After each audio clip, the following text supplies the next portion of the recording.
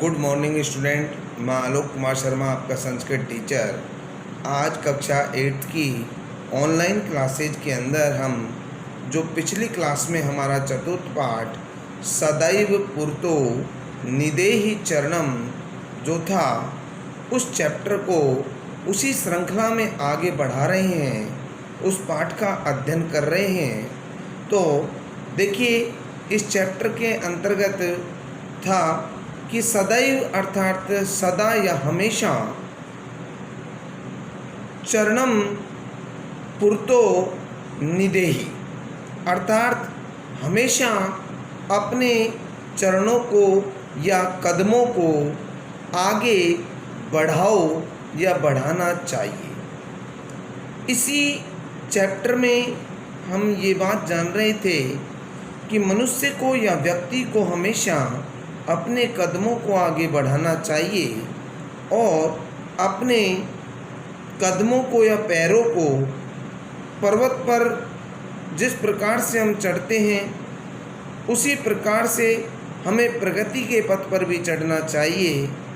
अपना जो बल होता है वही साधन होता है, इसलिए हमेशा अपने कदमों को या पैरों को आगे बढ़ाना चाहिए। इसी श्रृंखला में हम आगे की पंक्तियों को पढ़ते हैं।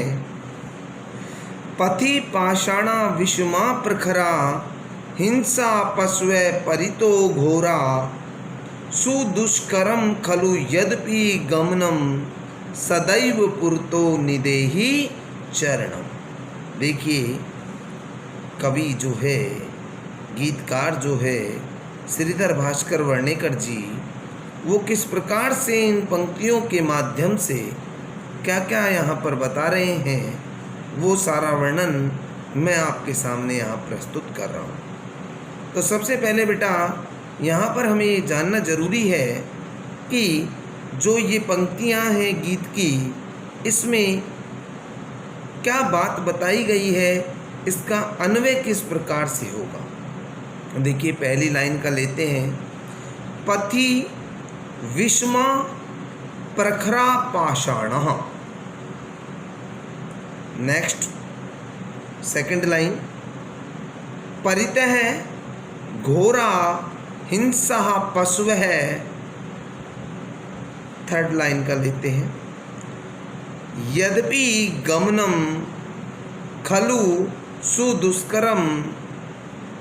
और अंतिम लाइन, सदैव चरणम पुरतो निदेहि। देखिए, ये इस पंक्तियों का अन्वय था।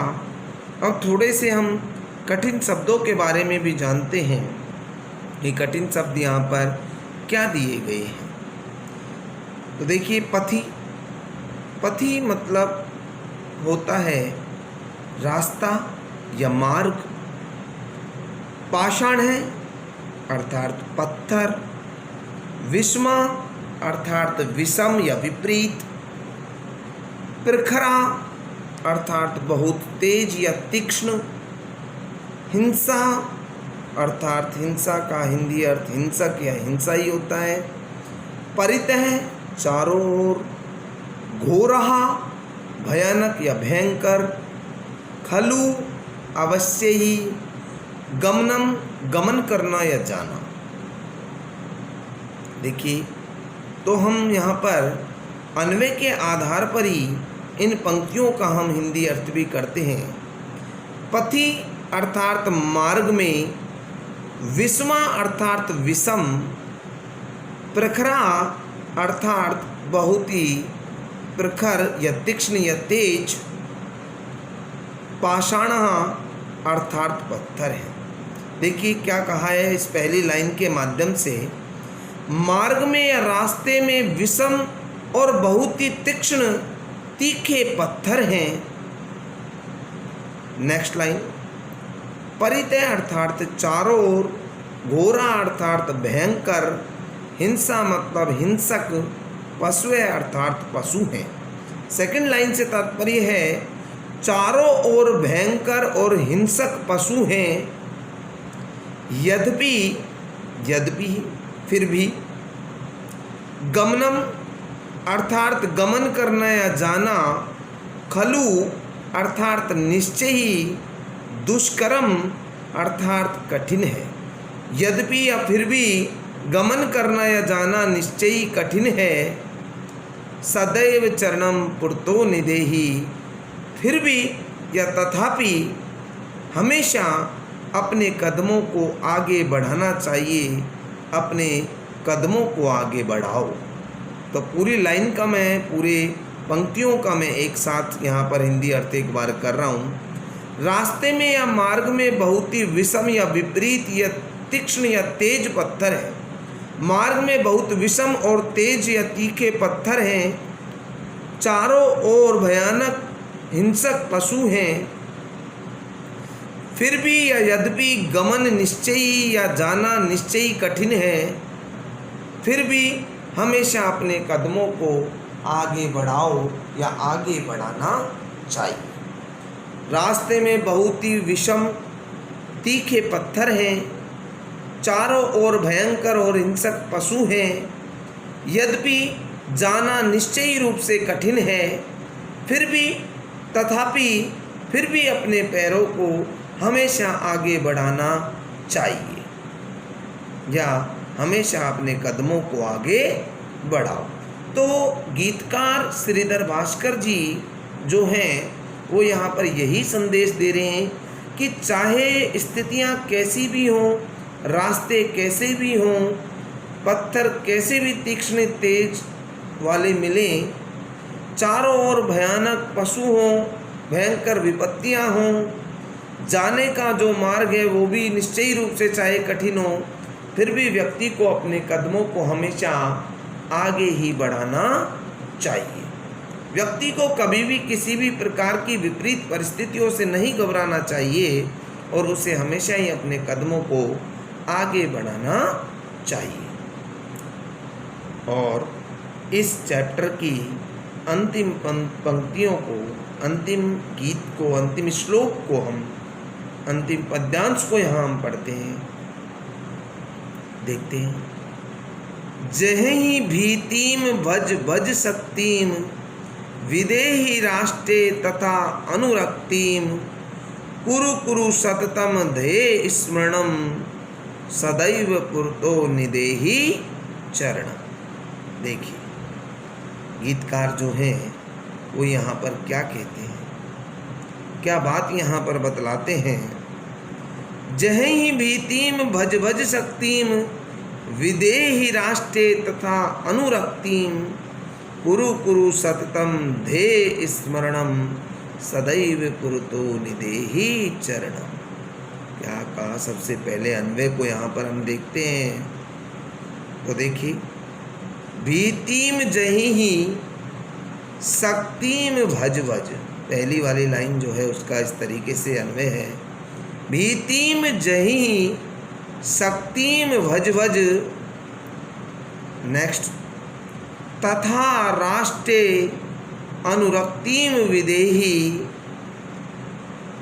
थर्ड लाइन, ध्येय स्मरणम सततम कुरु कुरु, सदैव पुरतो चरणम निदेहि। ये इन पंक्तियों का अन्वय था। अब हम जानते हैं थोड़े से कठिन शब्दों के बारे में। वो कठिन शब्द क्या हैं? जेहि अर्थात त्याग करना या त्याग देना या त्याग करो। नेक्स्ट, भीतिम अर्थात डर, और यहाँ द्वितीय विभक्ति में लगा हुआ है तो कारक चिन्ह को आएगा, अर्थात डर को, भीतिम डर को। भज भजन करना, भजना या जपना या जप करना या जपो। विदेही करो, अनुरक्तिम प्रेम, सततम निरंतर लगातार। तो देखिए ये थे कठिन शब्द। और अब हम इस अंतिम पंक्तियों का हिंदी अर्थ करते हैं। वो हिंदी अर्थ जो होता है हमारा अन्वय के आधार पर ही हमें करना है। भीतिम जहि अर्थात भीतिम मतलब डर का, जहि मतलब त्याग करो, अर्थात डर का त्याग करो, शक्तिम भज भज, और शक्ति का भजन करो या सेवन करो, तथा राष्ट्र अनुरक्तिम विधेयी, तथा राष्ट्र अर्थात राष्ट्र से, अनुरक्तिम अर्थात प्रेम, विधेयी मतलब करो, तथा राष्ट्र से प्रेम करो। ध्येय स्मरणम सततम कुरु, ध्येय अर्थात लगातार ध्येय का स्मरण करो।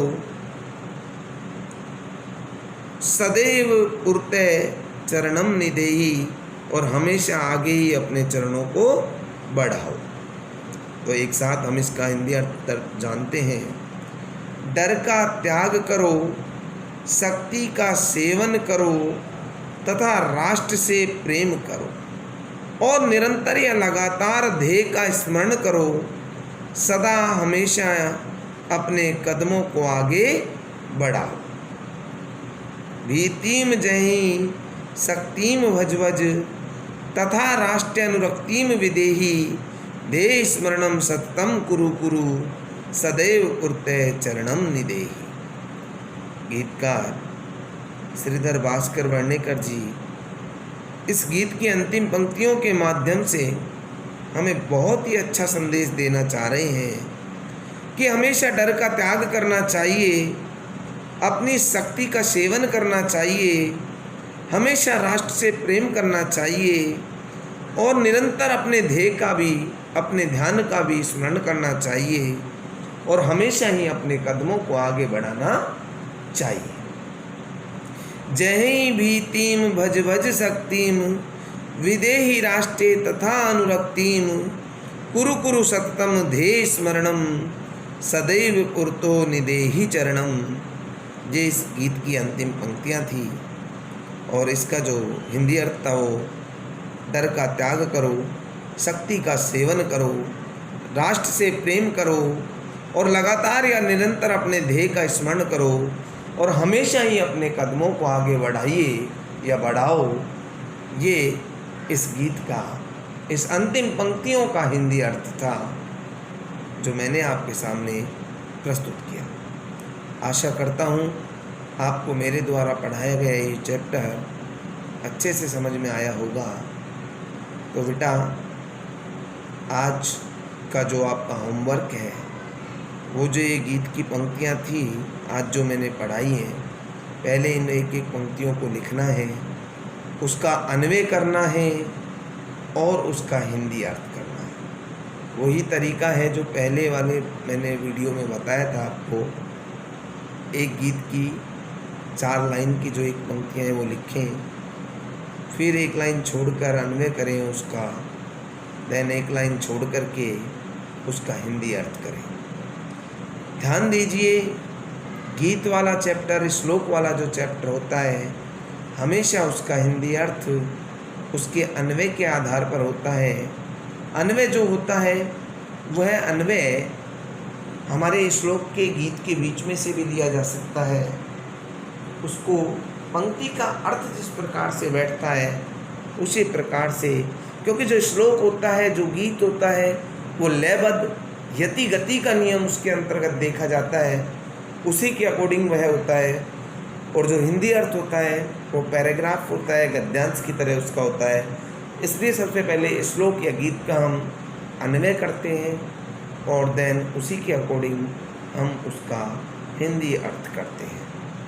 तो आज का जो बेटा आपका होमवर्क है, आपको नोटबुक के अंतर्गत जो आपको है, इन पंक्तियों को लिख करके इनका अन्वय करते हुए इनका हिंदी अर्थ करना है। ये आज का आपका होमवर्क है। आशा करता हूँ आप सभी छात्र अपने घर पर ही सुरक्षित रहते हुए इन ऑनलाइन क्लासों का अध्ययन कर रहे होंगे, और मैं आशा करता हूँ कि प्रत्येक छात्र प्रतिदिन जो आपकी कक्षाएं हैं उनका अच्छे से अध्ययन करें, समय पर अपना घर पे ही होमवर्क करते रहें, और जब भी आपकी जो टेस्ट की अनुमति होगी वो आपका ले लिया जाएगा। इसलिए अपने अध्ययन को निरंतर रूप से जारी रखें और अपने इस समय का बहुमूल्य जो हमारा ये समय है इसका बहुत ही अच्छे तरीके से सदुपयोग करें। Thank you. Have a nice day.